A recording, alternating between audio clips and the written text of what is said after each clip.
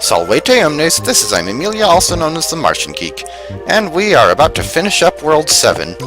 In the last episode, we went through the amazing Spike Tower of Doom, the amazingly easy vertical athletic level of patheticness, the amazing exploding grassland, and the amazing Koopa-filled mushroom wonderland. And we now move on to the last regular level in World 7, which is 7-7. And this is an auto-scrolling stage. Though, once again, for an auto-scrolling stage, it really isn't that bad. Okay, good, that didn't replace my mini mushroom. I'm probably going to need that later. This one pretty much just involves a lot of donut lists and a lot of these, whatever you call them, groups of 4 platforms. It's also worth noting that there is nothing hidden in this stage. There are no hidden areas. There's only one room. You can't go down any pipes. There aren't any vines. And all the star coins are pretty easy to see. No secret exit in this one either, and I completely missed those coins, but whatever. We do have some more line-guided platforms, or at least one of them. And there's the second star coin, and we're going to need a drop for it.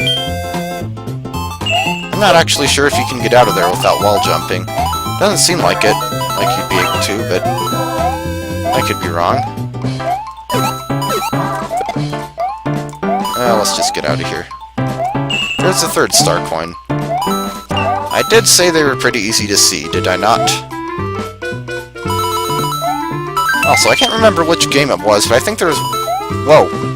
That was close. I think there was one Mario game where the donut lifts fell really fast.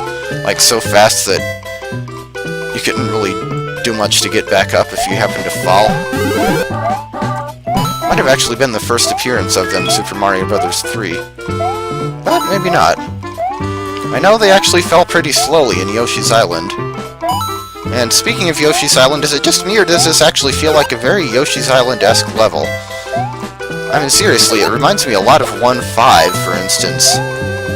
Similar concept, auto-scrolling. Not to mention these groups of 4 platforms show up quite a bit in that game. But we are at the end, and let's make sure to actually time this correctly. Yay! I'm not sure, but you might be able to jump from the platform if you time it right. And still hit the top of the flagpole. But that was 7-7. Very straightforward level, really.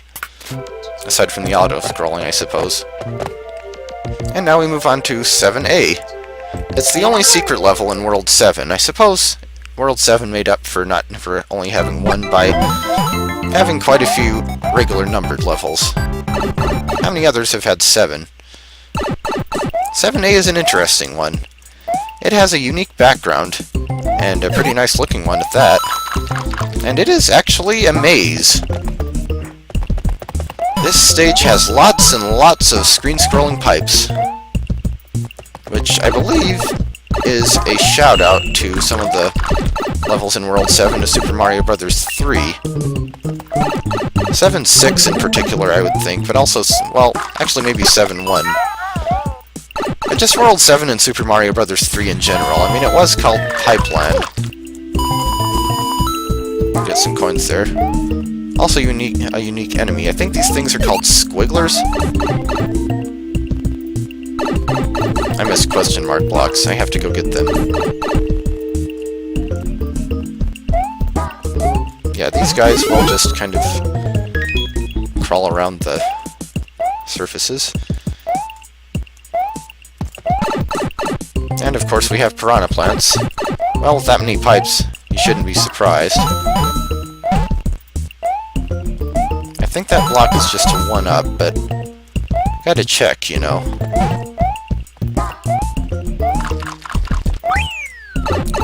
Ow. Okay, well, as revenge for running into me, Koopa, I'm gonna throw you into... yeah, 1-up. Also, I always forget where the second star coin is in this one, but... I think I remember now. It does involve this pipe cannon. And this pipe you can actually go into. And there's the second star coin. That was pretty well hidden, I have to say. Actually, pretty much all the hidden stuff in this stage is hidden off to the sides like that. The screen only really scrolls over if you actually go in there. And speaking of things hidden off to the sides, you probably noticed that mini pipe over by where the Koopa was. Yeah, the mini mushroom shows up in this stage as well. Though you don't really need to use it too much, so... How'd I get hit by that and plummet back down?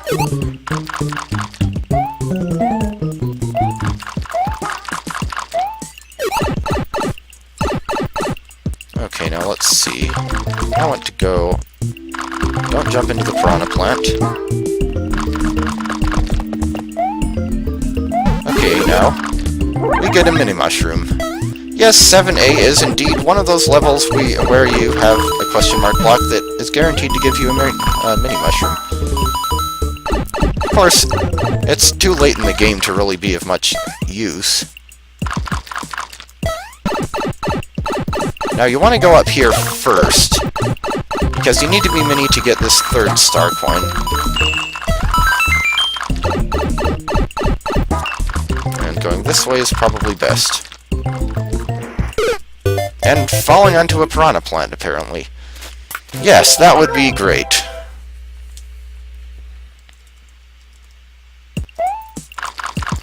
Okay, I think I can go down this pipe, yes. Wish I'd thought to get the second star coin before hitting the midway point. That would save me a little bit of trouble. Oh, the level designs that would not be possible without a wall jumping ability. Still, though, as far as wall jumping goes, you really can't beat Mega Man X.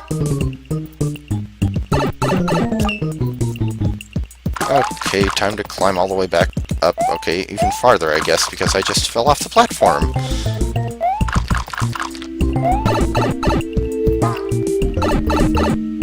I should go get those, shouldn't I? But I'm about to be mini anyway, so...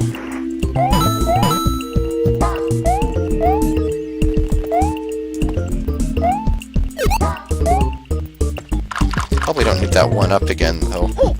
Yeah, whatever. Well, that was a little close. Yeah, you can actually jump on those guys when they're sideways as well. Now, you don't really want to go down this pipe. You can, it'll go both ways, but I recommend against it. Reason being, that Piranha Plant down there has a nasty habit of coming out right as you come out of the pipe. And there's no way to predict it, and there's pretty much no way to deal with it unless you defeated the Piranha Plant beforehand. Quite annoying, that. Yeah, this one. This is the offender. Obviously, if you have a fire flower or something, or if you bring that Koopa shell all the way up there, you can just get rid of it entirely, but... barring anything like that, it's really better to just take the long way around. Careful not to fall on any other Piranha Plants while you do so, though. And speaking of falling, you need to fall down here and this time go into this mini pipe. Actually, there aren't any star coins in here, but there is a block with a shell. I think this is the only stage in the game to have both a mini mushroom and a shell.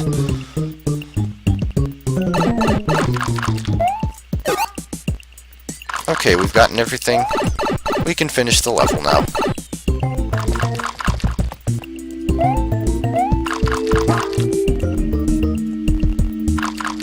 Just wait for that guy and... not what I was intending to do there. Fortunately, it doesn't take you back too far. The pipes, stay away from the... Stupid Piranha Plants! You know something? Why is it that vertical Piranha Plants will only come out if you're close to them? Unless it's certain kinds of them. Like the red ones in the last levels. But horizontal Piranha Plants don't have such a restriction. You'd expect them not to come out if you're right next to them. Or maybe since they're going horizontally, if you're next to them vertically, they wouldn't come about. That does not seem to be the case in any Mario game that I can recall. And I'm not really sure why. But whatever, we beat 7A, we got all the star coins, and it leads us to the castle. That would have been the path you could take with the normal exit of 7-5. At least no, wait a minute, that was the secret exit, never mind. Well, the important thing is 7 Castle. And I'm not exactly looking forward to this one. What's the gimmick of this stage? Well, remember those snake blocks, or block snakes, or whatever you want to call them, those things that showed up in the 5th and 7th castles of Super Mario World? Well, they're back. And, yeah. This stage just seems to go on and on. And if you die, you have a lot of ground to make up. And actually, this is probably harder than either Roy's Castle or Larry's. And it's not even the only stage in this game that has a block snake. Or snake block. Well, we got through the first one anyway. Halfway through. And it only gets harder from here.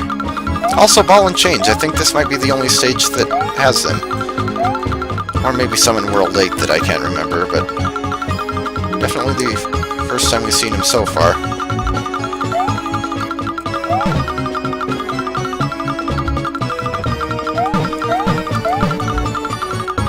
There's a risky star coin.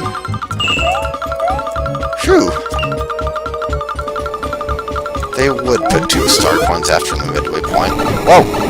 Oh yeah, and flamethrowers. And me doing a terrible job of jumping over that one. All you really have to do with these is not to panic, though. And wait for when you can safely get by them.